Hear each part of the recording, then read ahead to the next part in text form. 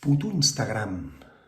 Ara veureu per què ho dic, Però, ei, que avui és dimarts, és el 20 i pico dia de... 20 i escaig. 20 i escaig dia de confinament, i avui no se m'acudeix res més que dir-los als meus fills mentre estan fent deures que és Setmana Santa. I han parat immediatament i han dit Setmana Santa? Això vol dir que és festa. No tenim deures. Clar, jo, hòstia, i ara què?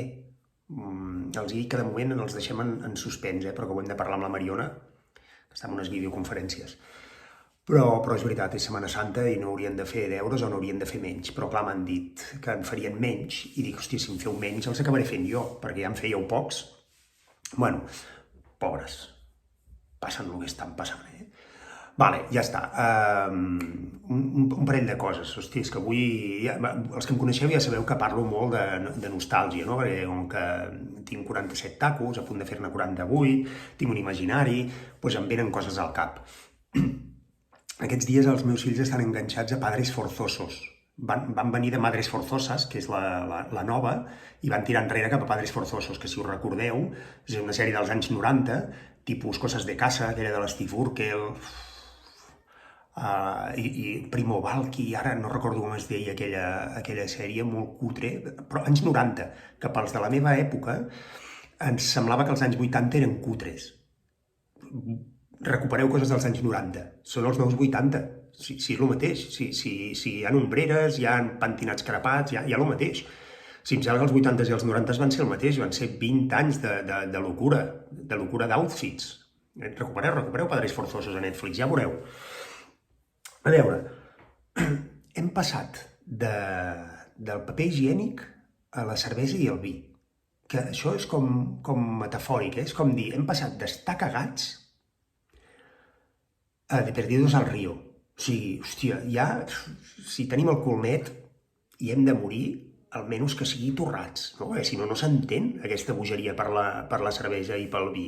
Que a casa nostra també ho fem, per cert. Però bueno, només era dir-ho, que s'ha canviat una cosa per l'altra.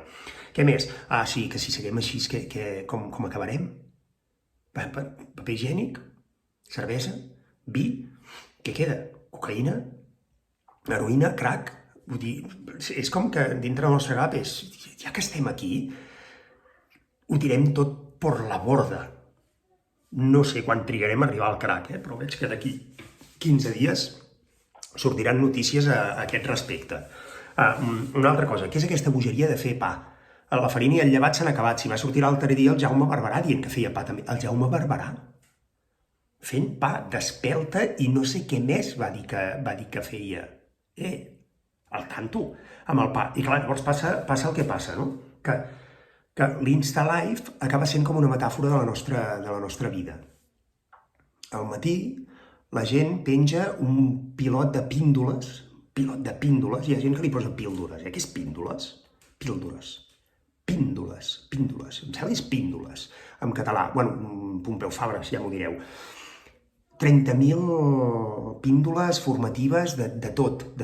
Ara aprendrem a fer de tot aquests dies, amb mitja horeta, això sí, perquè no ens cansem, però un munt. Al migdia, vermuts i prendre el sol. Alhora, moltes vegades, el vermut i el prendre el sol, amb poca roba, ja aneu al tanto, amb els Insta-Lives i els no-lives també.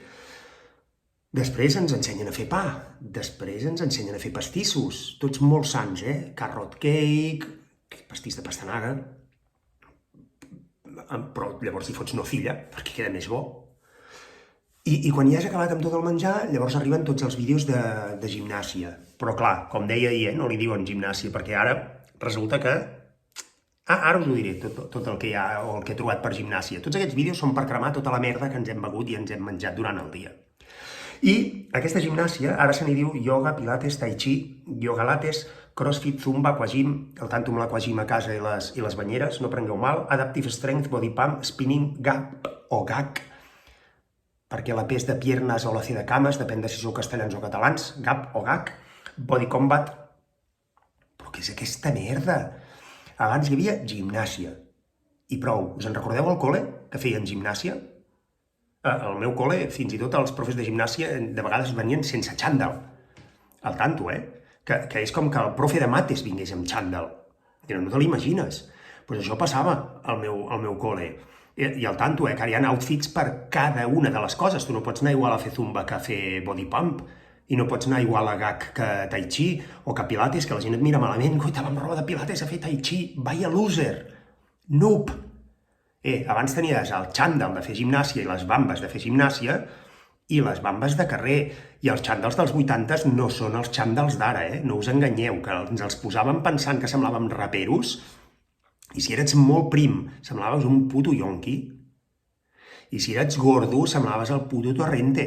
No són els xandalls d'ara, no són els outfits d'ara, Teníem un xandall de bonito i el xandall de fer gimnàsia, que quan no tenies ganes de fer gimnàsia a col·le, et deixaves el xandall a casa i així et quedaves tot un dia a fer la sessió de gimnàsia a classe.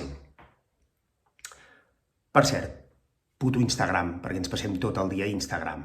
I un naming, per acabar, Avui m'he allargat una miqueta més, vaig pels 6 minuts, ja avui em disculpareu, però tenia moltes coses a dir. El naming d'avui és un bufet d'advocats especialitzat en divorcis budista. I aquest bufet es diu Mandala a la mierda. Au, vinga, adeu, Dios.